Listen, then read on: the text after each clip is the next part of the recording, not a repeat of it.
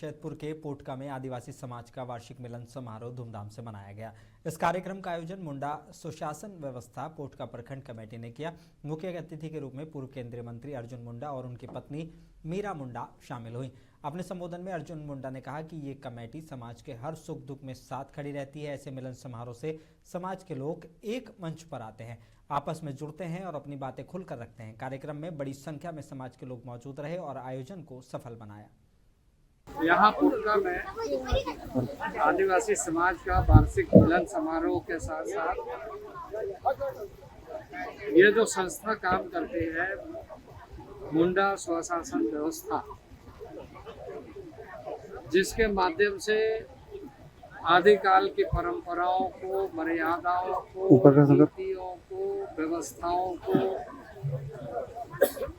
और संविधान के आधार पर जनता जो आदिकाल से इस भूभाग में रह रही है उसको कैसे न्याय मिले, उसको कैसे आने वाले समय में जागरूक करते हुए पीछे ना रहे, वो आगे की ओर बढ़े। इस दृष्टि से ये संस्था पिछले कई वर्षों से काम कर रही है और हमारे माधव बाबू हैं यहाँ पर, संजय जी हैं जो माधव बाबू एक सेवानिवृत्त सैनिक रहे हैं और सैनिक है, और ऐसे कई संस्था के जो ग्राम प्रधान के रूप में, मुंडा के रूप में, मानकी के रूप में अपने अपने संस्थाओं को मजबूत करने के लिए लगे हुए हैं। हाल ही में खत्म हुए अंडर-19 विश्व कप 2026 के फाइनल में 175 रन की ताबड़तोड़ पारी खेलकर भारत को खिताब जिताने वाले वैभव सूर्यवंशी को बिहार के मुख्यमंत्री नीतीश कुमार ने सम्मानित किया है। वैभव को उप मुख्यमंत्री सम्राट चौधरी की मौजूदगी में सीएम ने 50 लाख रुपए का चेक और अंगवस्त्र प्रदान किया। बता दें कि नीतीश सरकार द्वारा दिए गए सम्मान से खुश हुए वैभव के पिता ने इस गर्व का पल बताया है। वहीं सीएम नीतीश ने एक्स पर ट्वीट कर लिखा, अंडर-19 वर्ल्ड कप 2026 की भारत की जीत में बिहार के क्रिकेटर वैभव सूर्यवंशी ने अपनी महत्वपूर्ण भूमिका निभाई। वो अपनी मेहनत और प्रतिभा के बल पर भारतीय क्रिकेट की एक नई उम्मीद बने हैं। मेरी शुभकामनाएं हैं कि वैभव सूर्यवंशी भविष्य में भारतीय क्रिकेट टीम के लिए नया कीर्तिमान रचें और देश का नाम रोशन करें। बहुत खुश है। हमारे आदरणीय मुख्यमंत्री ने वैभव अच्छा खेला। मुख्यमंत्री थे, उप मुख्यमंत्री साहब थे और भी बहुत सारे मिनिस्टर थे और भी IAS ऑफिसर बहुत सारे थे। सब बहुत अच्छा लगा। बहुत इनकी प्रतिभा को देखते हुए बिहार सरकार ने वर्षों पहले भी इनको सम्मानित किया, इसलिए बिहार सरकार इनके खेल को देखते हुए इनको लगातार प्रोत्साहित कर रही है। और हमारे लिए तो और भी खुशी की बात है कि समस्तीपुर के रहने वाले हैं, तो समस्तीपुर जिला भी गौरवान्वित महसूस कर रहा है।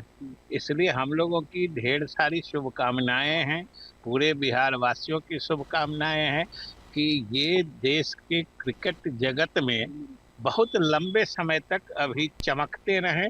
ये पूरे बिहार की शुभकामना। बिहार के आरा में मुखिया महासंघ की जिला कार्यकारिणी की बैठक हुई है। इस बैठक में पंचायतों के परिसीमन यानी सीमाओं के नए सिरे से निर्धारण की मांग को लेकर प्रस्ताव पास किया गया। बैठक की अध्यक्षता जिला अध्यक्ष हरेंद्र प्रसाद यादव ने की। उन्होंने बताया कि बिहार में आखिरी बार साल 2001 में 1991 की जनगणना के आधार पर परिसीमन हुआ था।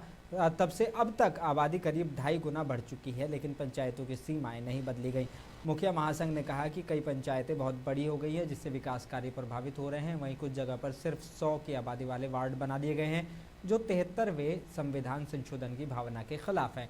महासंघ ने मुख्यमंत्री नीतीश कुमार से जल्द पहल करने की मांग की है। चेतावनी दी गई कि अगर चुनाव से पहले परिसीमन नहीं हुआ तो हाईकोर्ट का दरवाजा भी खटखटाया जा सकता है। बिना परिसीमन कराए ही चुनाव कराना चाहती है, उसी के संदर्भ में आज हम लोग की कोर कमेटी की बैठक है यहाँ आरा में। माननीय अध्यक्ष जी भी आपको बताए कि हम लोग का चाहत है कि भाई आप लोग परिसीमन करा के चुनाव कराए। हम लोग चुनाव में जाने के लिए तैयार है, बशर्ते कि आप परिसीमन करा के चुनाव कराए। उनको रोकने के लिए हम लोग तमाम बैठक किए हुए। कारण ये है कि परिसीमन का जो मामला चल रहा है, परिसीमन 2001 में हुआ है, आज 2026 चल रहा है। उसको देखते हुए हम लोग परिसीमन की मांग को लेकर सरकार से लगातार हमारे प्रदेश कमेटी मुखिया संघ मांग करता आ रहा है कि किस तरह से परसीमन होनी चाहिए, तब उसके बाद ही चुनाव होना चाहिए। और इसलिए विशेष बैठक की गई है जिला कमेटी और प्रखंड अध्यक्षों के साथ में कि आने वाला दिन में रणनीति तय करेंगे कि किस तरह से प्रदेश के साथ तालमेल कर आने वाला दिन में हम लोग सरकार से जुड़ने का जो मन बनाए हुए है, चाहे वो कोर्ट के मामला हो, चाहे जिस तरह से मामला हो, हम लोग उसमें आज बेहद इस बैठक करने जा रहे हैं।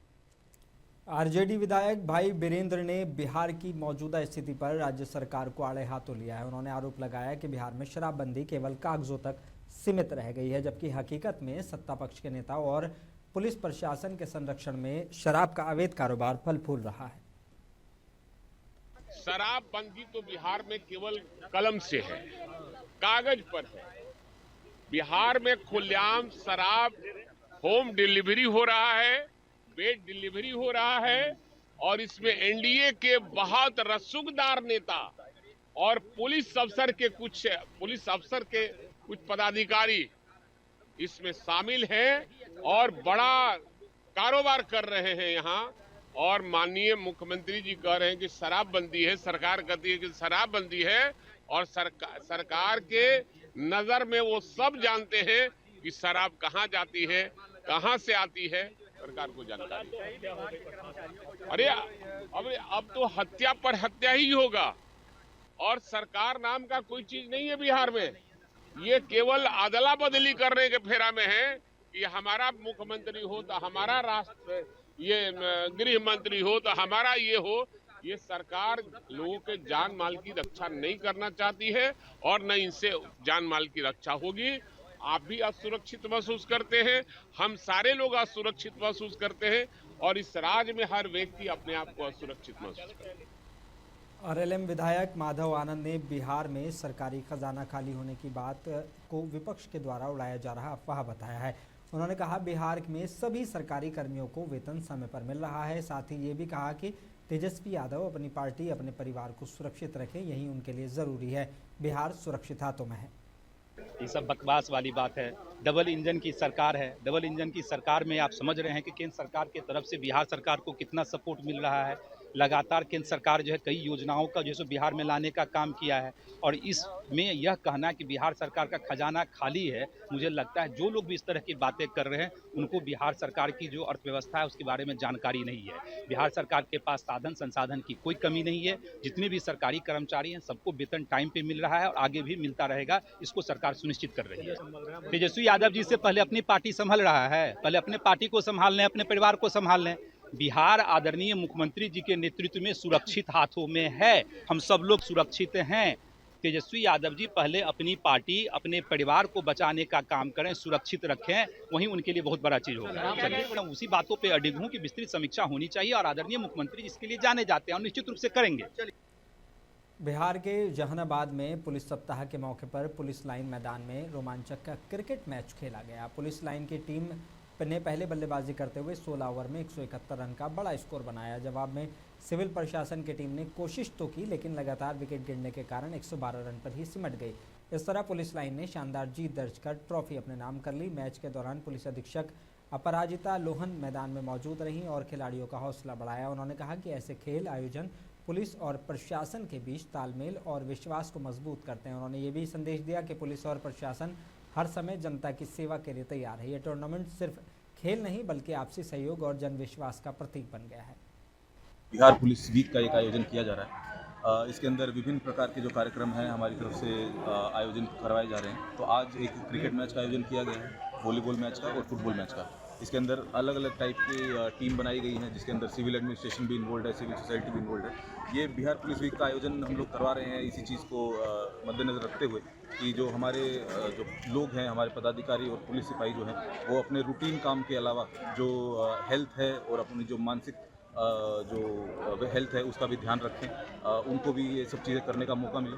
प्लस साथ ही में जो जहानाबाद पुलिस का आम जनता के साथ में जो कम्युनिकेशन है वो बढ़े, उसके लिए हम लोग एक मैराथन भी आयोजन करा रहे हैं, एक बाइकाथॉन का आयोजन करा रहे हैं, जिसके अंदर साइबर अवेयरनेस, ट्रैफिक अवेयरनेस, जो सूखा नशा गाँव-गाँव में आज फैला हुआ है उसके बाद। बिहार सरकार के सूचना और जनसंपर्क विभाग में आयोजित प्रेस वार्ता में सहकारिता मंत्री डॉक्टर प्रमोद कुमार ने बड़ी घोषणाएं की हैं। उन्होंने बताया कि 7 निश्चय के तहत राज्य में बंद पड़ी चीनी मिलों को फिर से शुरू किया जाएगा। इसके तहत सकरी और रैयम की चीनी मिलों को सहकारिता मॉडल पर चालू करने की योजना है। इस दिशा में national federation of cooperative sugar factories limited नई दिल्ली के साथ MOU साइन किया जाएगा। बता दें कि ये संस्था नई मिलों के लिए DPR, फिजिबिलिटी रिपोर्ट और तकनीकी सहायता देगी। इससे गन्ना किसानों को सीधा लाभ और स्थानीय लोगों को रोजगार मिलने की उम्मीद है। इसके साथ ही मंत्री ने बताया कि खरीफ मौसम 2025-26 में लगभग 36,85,000 मीट्रिक टन धान खरीद का लक्ष्य रखा गया है। अब तक लगभग 29 लाख मीट्रिक टन धान की खरीद हो चुकी है। मंत्री ने कहा कि सरकार किसानों और श्रमिकों को और ग्रामीण अर्थव्यवस्था को मजबूत बनाने के लिए प्रतिबद्ध है और समृद्ध उद्योग सशक्त बिहार के विजन को साकार करने की दिशा में तेजी से काम कर रही है। जैसा कि बिहार के 7 निश्चय 3 में आप सभी लोगों को पहले इसकी साझा की गई, सभी बंद पड़े चीनी मिलों को चालू किया जाना है। उच्च स्तरीय कमेटी जो है मुख्य सचिव महोदय की अध्यक्षता में उसकी रेगुलर बैठकें हो रही हैं। उस बैठक के माध्यम से कमेटी ने सहकारिता विभाग को सकरी और रैयाम चीनी मिल को सहकारिता विभाग को ट्रांसफर किया है चीनी मिल अधिस्थापित करने के लिए।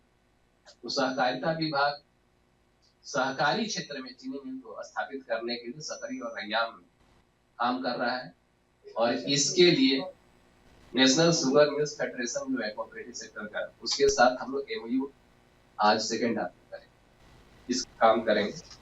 1-2 बिंदु और जोड़ देंगे। आप पदाधिकारियों की टीम राज्य के बाहर भेजी जा रही है प्रशिक्षण के लिए। मुंसिफ जोहार में बस इतना ही। मुझे दीजिए इजाजत। बने रही मुंसिफ टीवी के साथ।